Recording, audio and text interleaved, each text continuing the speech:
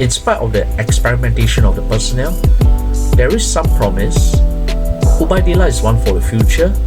Not yet ready for Vietnam, but I think in that practice match against Cape Verde again at Bukit Jalil, he could provide more answers to Klemoski. And the centre 2 midfield duo, who should hold the forts? Who should be the ones providing the crucial link between the front three and the back five? I think that's a more serious question, because the moment if Malaysia cede ground the way they did in the first half against Cape Verde, they are in for a long night. In playing Cape Verde, Malaysia got the warm-up that it was hoping for when they held the African visitors to a 1-1 draw at the Kuala Lumpur Football Stadium earlier tonight in the international friendly. And while the result was satisfying on the outset in Peter Klemoski's first serious test as Harimau Malaya coach, there are several kinks which showed that there are areas in which Klemoski and his coaching staff have to work on in the days ahead, including a closed-door friendly against the same opposition on the 3rd of June before the decisive Asian Cup qualifier against Vietnam at home on the 10th of June. And despite the result, Malaysia actually had to make a lot more hard work out of this friendly, and this was despite Klemoski fielding what was, in this case, understandably a rather experimental lineup, with Vietnam coach Kim Sang-sik possibly staying back to watch Malaysia in action after he led the ASEAN All-Stars to a surprise 1-0 win over Manchester United the day before in the Maybank Challenge Cup. It was time for the Korean and his Vietnam boys from the ASEAN All-Star squad to take a closer look at what Malaysia could offer ahead of that decisive qualifier. And Klemoski clearly knew what was coming, so he fielded the starting lineup that he did in a bid to keep his cards quite close to his chest. And when you look at the starting 11 that Klemoski decided to field for this friendly, it was quite clear that there are several key players who are either unavailable or are left on the bench for this encounter. Dion Kus is still on club duty with Buriram United for the Revo League Cup final, so he's definitely absent for this game. So in his absence of this versatile midfielder who usually plays at right wing back at club level, but typically for the national team he plays at centre back and is stalwart at the back and forms the spine of everything that the Malaysian defence is formed upon. Klemoski decided on an experimental back three of debutant Ubaidah Shamsu from Terengganu and an 8th cap for Harif Haikal, and partnering alongside him is Daniel Ting, while another debutant, Gabriel Palmero, was fielded at left wing back with captain Matthew Davis at right wing back. And in the two-man central midfield, Nura Nain is partnered with Nazmi Faiz, who has enjoyed a new lease of life in the Harimau Malaya squad ever since Klemoski was appointed. And for the front trio is a rather fluid forward line of Safawi Rashid on the left, Arif Aiman on the right, and Faizal Halim in the center of the three-man attack. And on surface, the defense does look a little vulnerable despite the experience of Daniel Ting, who probably played at left centre back at the start of this friendly encounter. But it was quite clear that Klemoski is willing to shift his players around a little bit, and that led to what was possibly a very creative attacking trio who did quite a bit in the first half, causing some problems in the Cape Verde defense, but was unable to force a superb save nor gave any concerns for their goalkeeper, but instead it was the visitors who showed why they are ranked 76 in the 70s in the FIFA World Rankings, while Malaysia are still in the 130s. And unsurprisingly, after the early push from Malaysia, it was Cape Verde who took the lead when their number 10 found some space inside the right side of the box to slam home the ball for the lead. And you wonder what regular goalkeeper Shihan Azmi was trying to do when he was sort of left stranded and possibly could have saved, but possibly that shot was really too fast for the Malaysian defenders to react when that goal was made. And it was quite clear that without a fully functioning midfield duo, whether Faiz was partnered either with Nualain or later with Palermo, it was quite clear that there was quite a bit of struggle, because the two midfielders who were supposed to control the midfield for Malaysia ceded control in the middle of the park to Cape Verde, and Cape Verde, with many of their European and American based players in the squad who featured at the KL Football Stadium, they showed why they are almost a few wins away from achieving a historic first ever FIFA World Cup qualification, as they currently lead their World Cup African qualifying group ahead of the usual front runners Cameroon, with just 4 games left to play. And by the way, Cape Verde are using this particular international window to utilize their players in the training camp in Malaysia before their 8th of June friendly against European side Georgia in Kutasi. So for the visitors, this is a perfect opportunity for those players to gather and have a centralized training camp and not to worry about commitments or long distance travel ahead of any World Cup competitive qualifiers, unlike in Europe, Asia, in where the final 2 rounds of third round World Cup qualifying will commence next month, and also in South America. So for Cape Verde, this is an opportunity to also experiment and to figure out.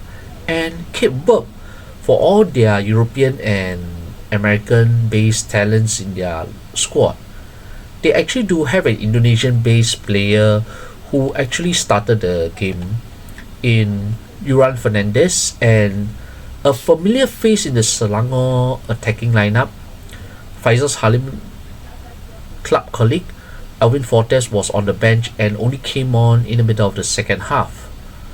But still, even with the lineup that Cape Verde had fielded, they showed through their precise positioning and their pace, particularly their pace and positioning, to cause a lot of problems for the Malaysian defense, where without the midfield anchoring, providing the link between the attack and the defense, it was left for the wing backs and the back trio to keep backtracking and to scramble to cover any gaps that Cape Verde were trying to expose, particularly on the Malaysian right side, where Matt Davis and at times a few other players were trying to plug that gap, as Cape Verde were trying to keep exploiting what they saw as a potential vulnerable area for the Malaysian defense. And this is probably a point that Kim Sang-sik will have actually considered, as he probably had watched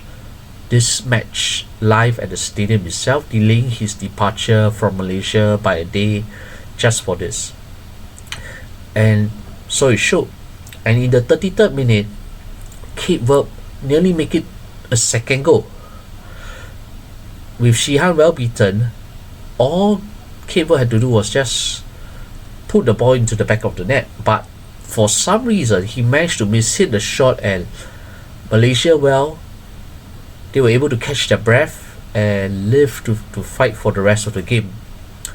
So, but all in the first half, it was a rather poor performance for Malaysia when it comes to the midfield, a struggle for the Malaysian defense, and Although the front trio of Safawi, Faisal, and Arif were quite lively, particularly with Safawi and Faisal interchanging positions on the left and in the middle, and they had their moments going for goal, but they barely make the Cape Verde defense work. They barely make the visiting goalkeeper pull off a big save in order to make their presence felt. So that first 45 minutes was a mixed bag overall. The front three were pressing decently forward. They were creating opportunities, but that huge gap in the midfield left the back five in particular with a lot to do, and also in the absence of the midfield in the first half, it was left for the wing backs to provide the thrust of Malaysia's attacks in the first 45 minutes. And it's quite clear that Klemoski's words during at the interval has had an effect on the Harimau Malaya, as they came out in the second half taking control of the game in what they should have done in the first half.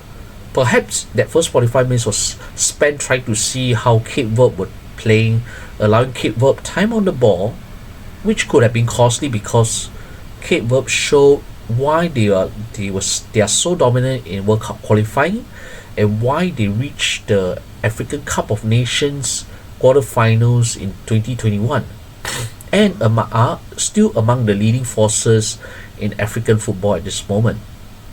So in the second half, they corrected those errors. The midfield two of Nazmi and I think Noor Line exerted themselves from the get-go.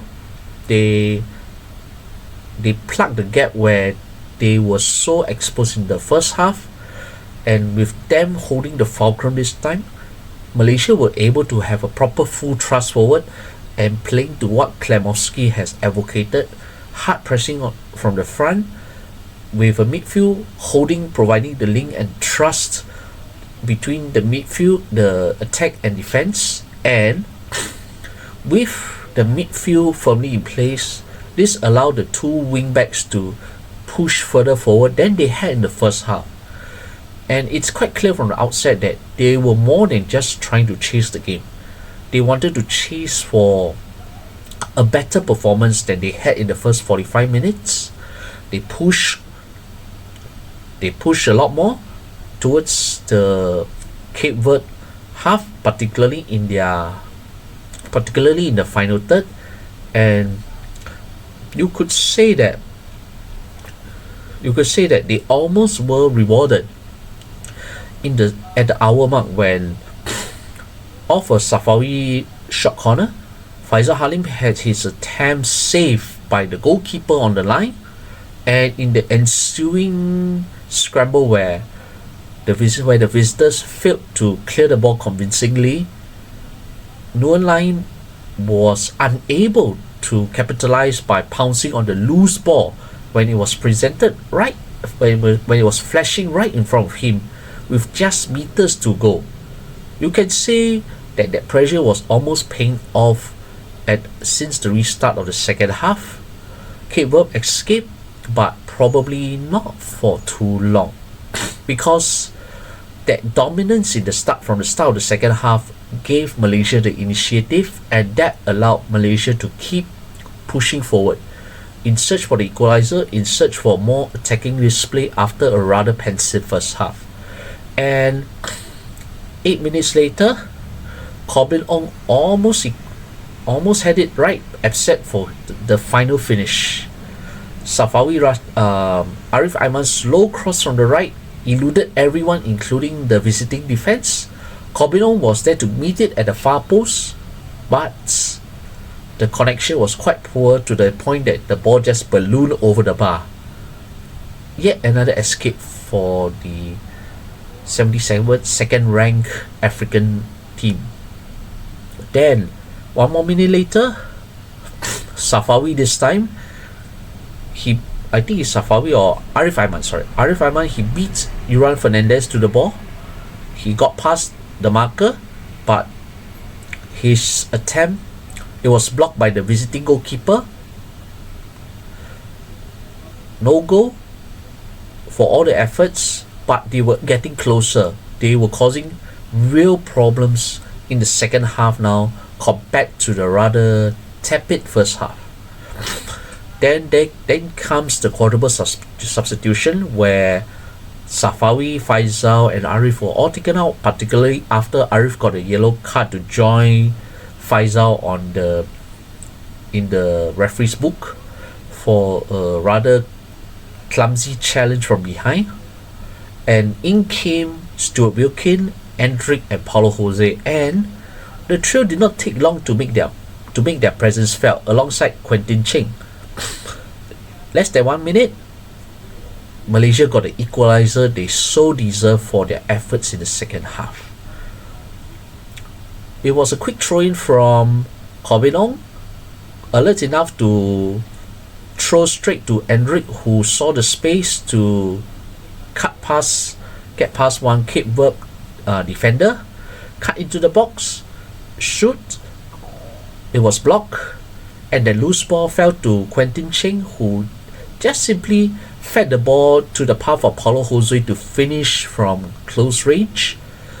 Well-deserved equalizer. It was quite clear that though the fresh legs ultimately make a quick difference after coming on, even as the visiting defense were beginning to tire in the humidity and under the strain of playing in such tough conditions on the pitch. And it was almost 2-1. I mean, imagine that kind of turnaround after a rather tepid first half. 4 minutes from time, Paulo Jose again. This time, Endrick with the truth ball to Paulo Jose. Another shot. He almost scored a second in front of at his home stadium. But alas, it was blocked.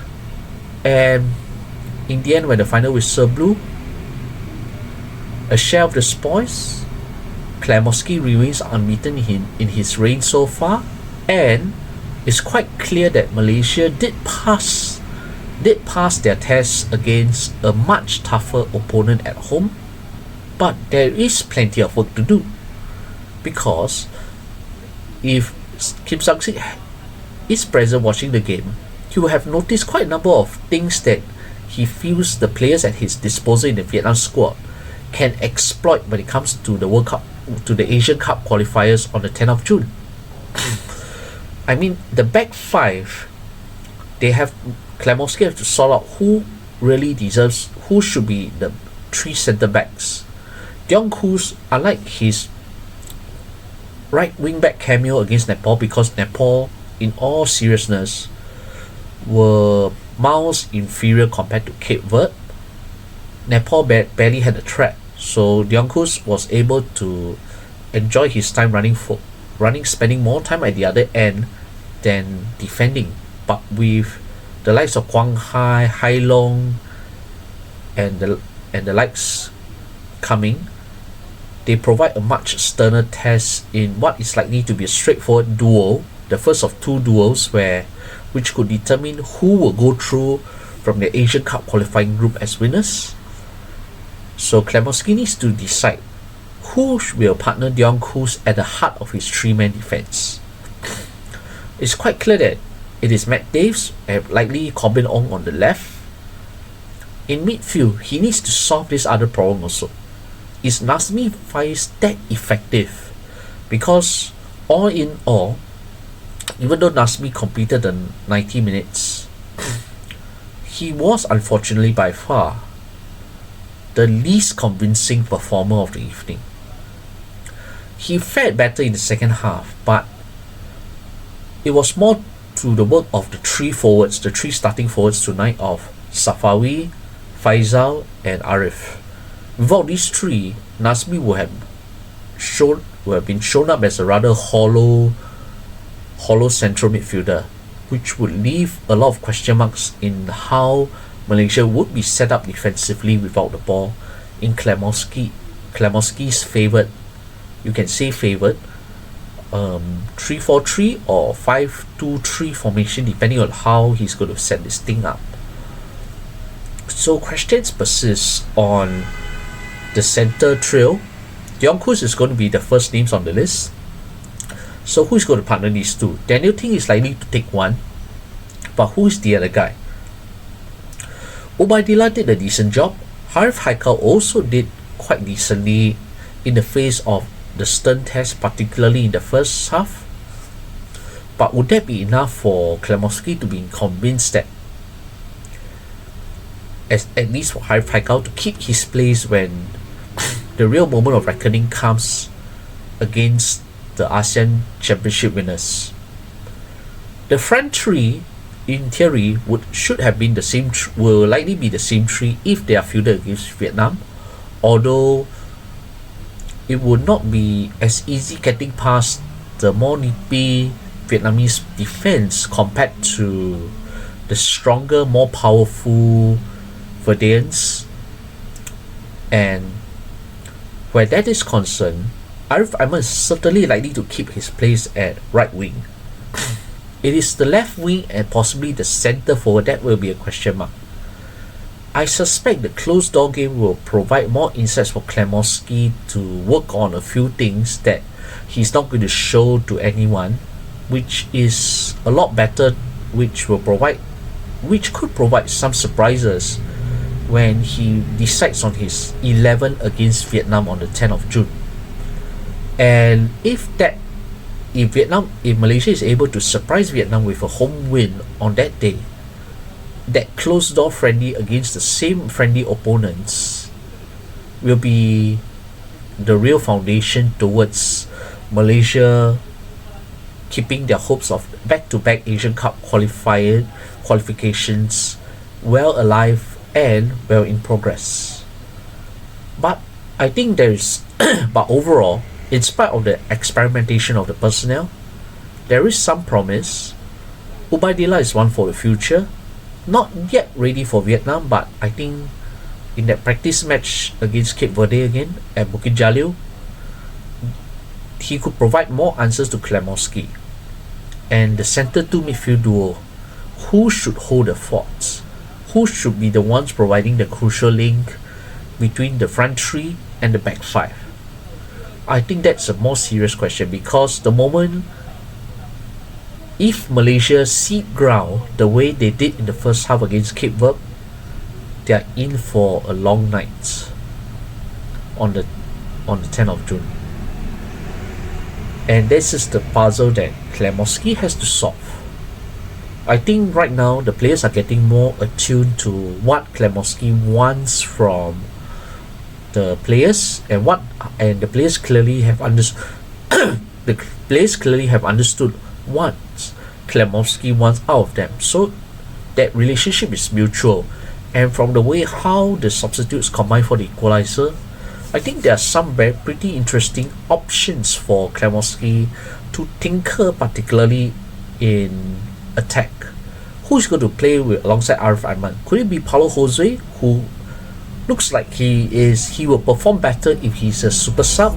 Or is it going to be Romel Morales, who is not fielded for this match, but could be the key guy forward alongside possibly Safawi Rashid, or perhaps another player, Hector Havel, and who else? Could be, because I doubt Nazmi Faiz will be in the starting 11 against Vietnam. So could it be Nurulain with Hector Havel or somebody else to hold that fort? Joe Bilkin, Hector Havel? I think that second friendly will provide a lot more answers for Klemoski on what he needs to do before the Vietnam game. And the 1-1 draw leaves both sides content. A good workup for Cape Verde, a satisfying result on paper for Malaysia, although there's still some work to do. But I think nobody's going to bemoan or begrudge the Harimau Malaya's efforts for this game.